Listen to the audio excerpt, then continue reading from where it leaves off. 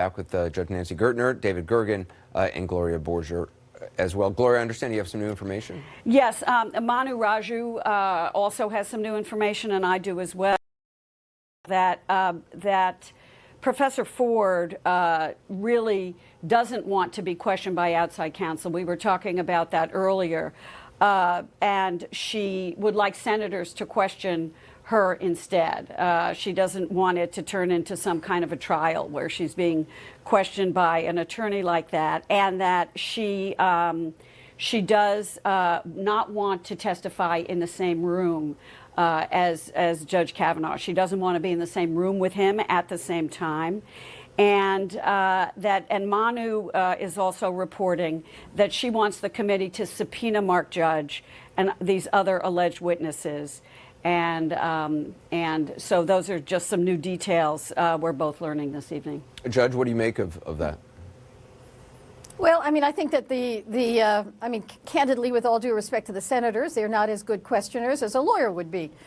Even the senators that are lawyers are not as good questioners as someone who is a litigator would be. So, I mean, that's an interesting choice. You wind up with less probing and more awkward questioning that way. Do you think that there's a reason? What do you think her reasoning would be on that? I mean, you could make the argument that A, she doesn't want a sort of an accusatory prosecutor type on the Republican side asking her questions. Right. The other side of it is, some might argue, she wants the visual of, male senators of a certain age asking awkward questions.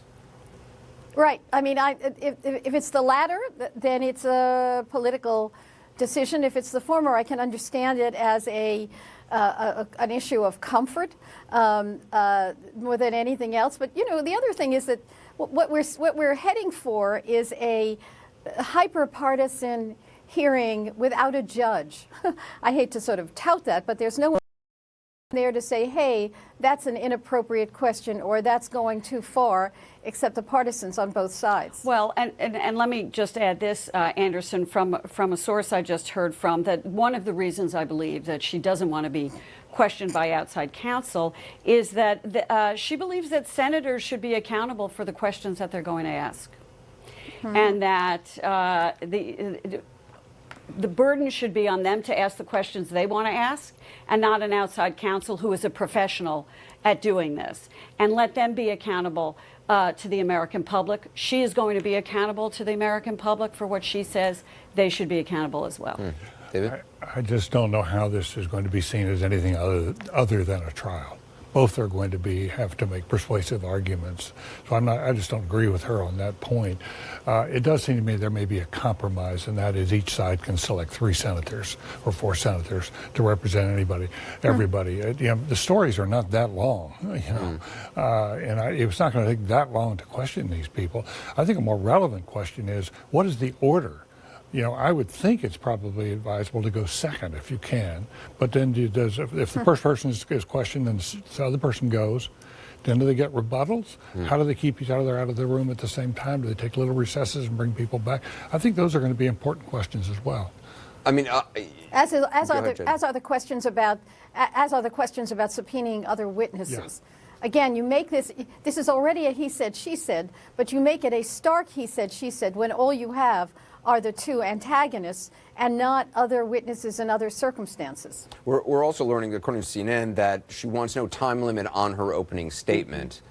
Gloria, is that what you're hearing? Yeah, this is actually that's Manu's reporting that they have to choreograph these things, as you know, down to the minute, or else everything can go awry. And clearly, in telling her story, it would seem to me, reading between the lines on Manu's reporting here, is that she wants to be able to tell her story as she recollects it and tell everything about it and tell how it has affected her life. And so, usually in congressional hearings, there are time limits about testimony. And I think this is one of the things that she and her advisors have said. If she's going to do this and she's going to appear before Congress and the world, she wants to be able to tell it all. David, we're learning also the Washington Post is reporting that Thursday is a potential date. Yeah, that seems to be a fair compromise, and it's good for Senator Grassley for moving that direction. But having said that, it's going to be Thursday. You know, there are several days now between now and Thursday when they could be doing background investigations. Right. And they could be collecting evidence under oath. So, you know, it's still, I mean, that's still the relevant question. But if it was to be an FBI background investigation, that would be something that would have to come from the White House. Yes, and it has to come right away. But it gives you ample time. If it took 3 days to do the Anita Hill background investigation, why can't they do this essentially in 3 days? Yeah. Judge, do you think there is, if they do say Thursday, then the pressure builds to try to have some sort of background investigation? I think so. I mean, it also is the fairest approach. And that's what I was saying before, is that, there are three alternatives here, which is FBI witnesses or just one-on-one, and they've chosen the least fair approach to either side.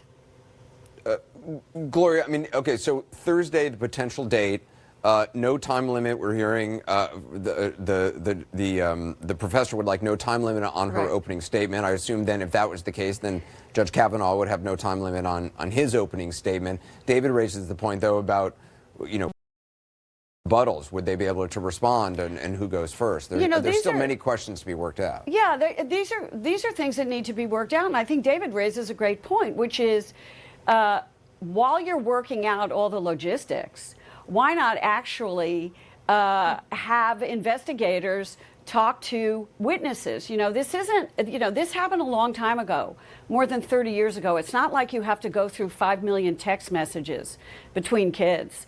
This is a more limited kind of investigation. So while they work out one thing, why can't they do two things at the same time? I mean, it would seem to me that they're able to do that if the president would say, yeah, maybe we ought to do it, rather than letting that go by the boards, because she has made it very clear that this is what she would prefer. But if she doesn't get that, it seems to me she wants to be able to tell her story in full. Gloria Borger, Judge Nancy Gertner, David Gergen, thank you very much. Coming up next, tonight's other big breaking story reports that Michael Cohen and Robert Mueller's prosecutors have been talking a lot about late details, the possible legal impact, and more when we continue.